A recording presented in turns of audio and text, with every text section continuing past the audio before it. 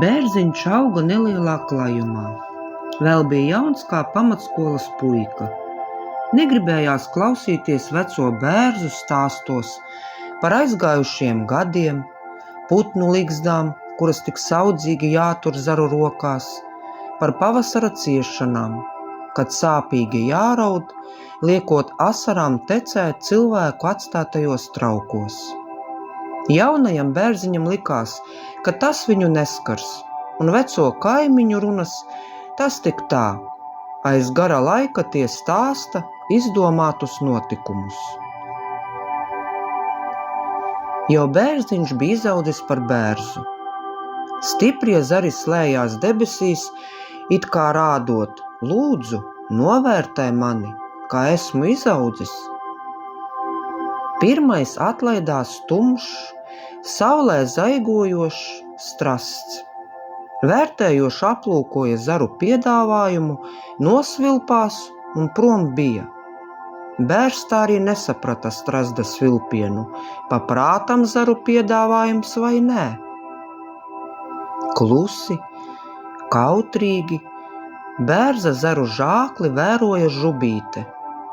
Pēc rosības varēja saprast, kā atrasta ligzdiņas vieta.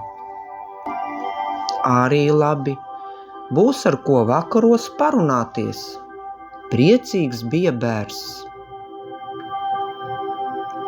Vasaras vējš, kā neiecietīgs frizieris, plūkāja bērza zaļos zaru matus. Lietus kā masieris izbungoja katru lapas dzīslu.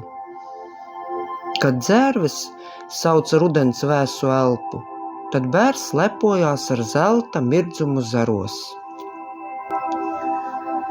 Ziemā saldo miegu iztraucēja dzeņa sparīga kalšana. Nenoguris tas sēdēja bērza stumbrā un cītīgi darīja savu darbu.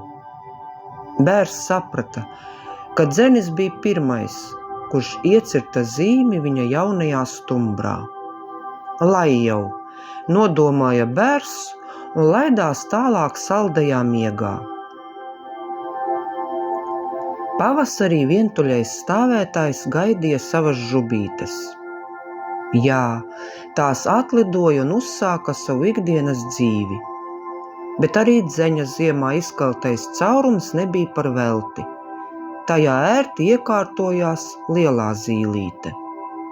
Jau kompānija palika kuplāka, un retāk bērzam sanāca baudīt pēcpusdienas snaudu. Tajā rītā laiks patiesi jauks. Bērs baudīja žubītes un lielās zīlītes brokastu norisi, kaut no malas, bet baudīja. Tālumā parādījās divi cilvēki, viens tāds lielāks, otrs mazāks. Rokā viņiem kaut kas nesaprotams. Piegāja pie jaunā koka, aptaustīja stumbru, aplūkoja no visām pusēm. Sāpe izskrēja sākot no pašiem augšējiem zariem līdz pat dziļākajām saknēm.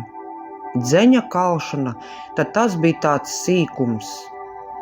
Bērs juta, ka mizā kaut kas nežēlīgi urbjas, asa sāpe un parādījās pirmās asaras.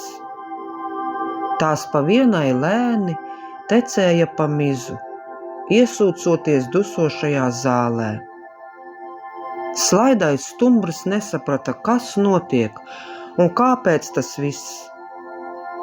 Lielākais cilvēks vēl nepietiek pie urpšanas sāpēm, izgrebtajā vietā iespieda kaut ko, kad sajūta bija tāda, ka uzlikts par ciešu gredzens, kas spiež nost. Mazais cilvēks to visu vēroja ar lielu ziņkāri. Noslēdzot šo sāpīgo pasākumu, pielika klāt trauku, kurā krāsies bērza asaras. To izdarījuši cilvēki aizgāja. Bērs palika ar putniem zaros un sāpošu, asarojošu stumbru. Nezin baltais koks, cik dienas bija pagājušas, jo sāpes bija neizturamas, tāpēc dienas nomaiņai ar nakti tas sekoja ar aizvērtām acīm. Beidzot trauku noņēma, tapu izvilka, un cilvēki aizgāja, atstājot bērzu neizpratnē ar asarojošu stumbru.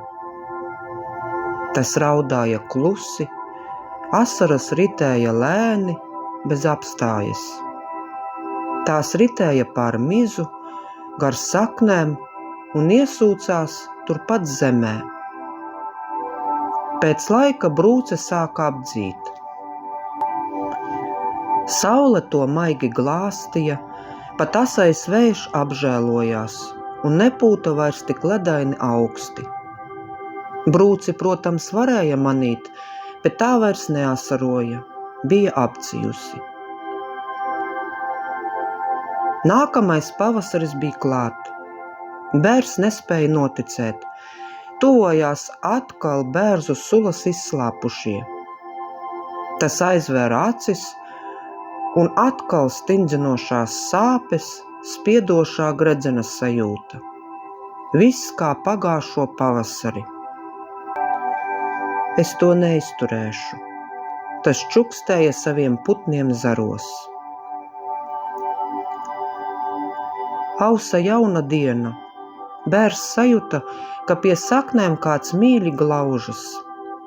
Vārgi pavēra acis un redzēja, ka tajās vietās, kur viņa asaras bija sasūkušās zemē, bija izauguši mazi pavasara ziedi. Trausli, balti, ar dzeltenu viducīti.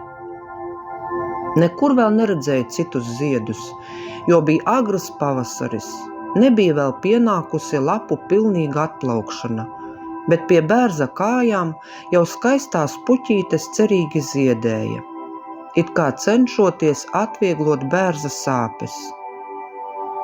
Šīs puķītes bija radušās no bērzu asarām, trauslas, gaišas.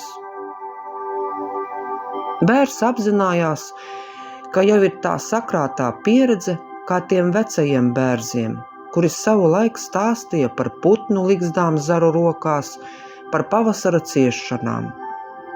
Par ciešanām, kuras jauns būdams bērs pat nenojauta un nesaprata. Cilvēki reizēm aizraujas, un visu, ko ierauga, uzskata, ka jāņem līdz uz savām dzīvesvietām. Meža vizbulītes ir vienas no tiem pavasara ziediem, kuri savu skaistumu un maigumu neizrāda vāzē, novīst. To šīs bērzu asaras dara tāpēc, lai atgādinātu cilvēkiem, ka neesat jūs vareni, viss jums nepieder. Dabas varenība, spēks un brīnums, ko tā sniedz, ir pārāks par jums. Apvaldiet savas iegribas. Atceraties, ka sāp un raud arī tie, kuri to skaļi neizrāda. Asaras var būt klusas un nemanāmas. Bērs nopūtās un domās cieši apskāva meža vizbulīti. Šo pasaku sacerēja un ierunāja Dace Veikša.